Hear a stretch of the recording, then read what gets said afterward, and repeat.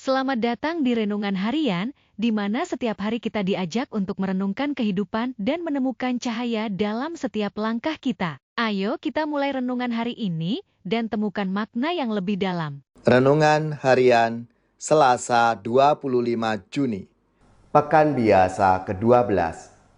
Semoga kita bersama keluarga dan komunitas kita selalu dalam keadaan baik, tetap sehat dan bersemangat. Marilah kita mengawali renungan kita hari ini dengan tanda kemenangan Kristus. Dalam nama Bapa dan Putra dan Roh Kudus. Amin. Allah Bapa sumber kehidupan, Engkau selalu mengumpulkan semua anak-Mu dimanapun mereka berada.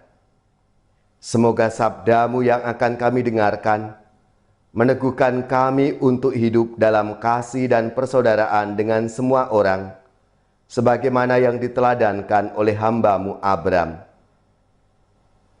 Semoga Engkau memperhatikan umat-Mu yang sungguh mengharapkan belas kasih-Mu.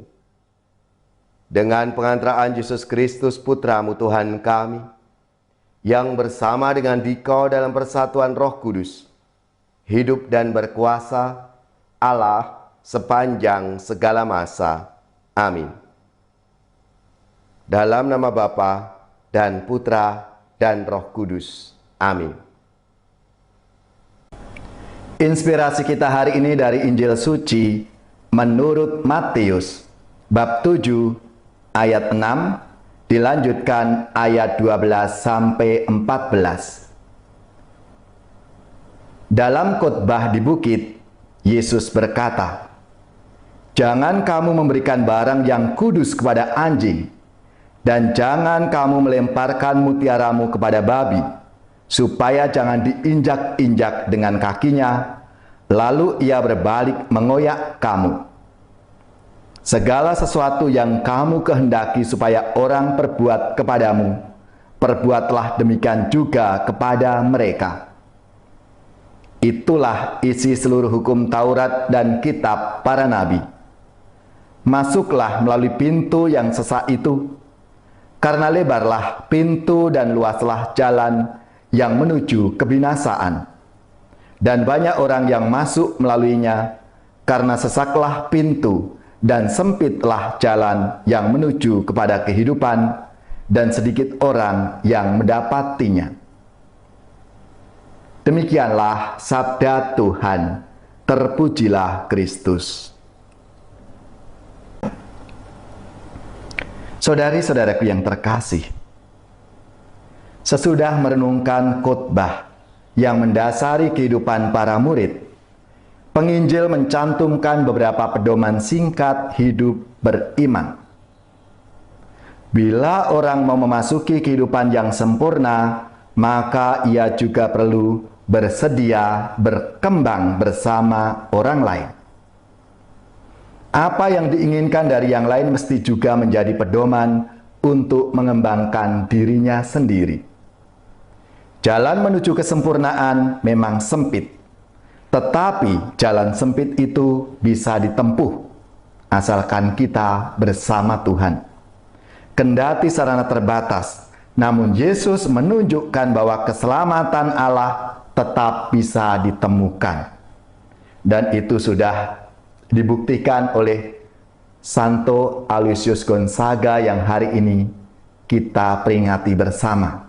Meskipun niatnya ditolak, tidak direstui oleh kedua orang tuanya, dia tetap bertekad, dan Tuhan membukakan pintu, membukakan jalan baginya. Yesus menunjukkan bahwa jalan itu adalah jalan salib. Ia telah lebih dulu meniti jalan itu untuk keselamatan kita. Tak lain selain Yesus, ingin kita pun mau memilih jalan keselamatan itu. Kita juga mau menuju ke sana. Maukah kita memilih dan memikul salib kita masing-masing? Ataukah justru kita lari dan memilih jalan yang lain? Jalan yang sesat, jalan yang jauh dari Tuhan.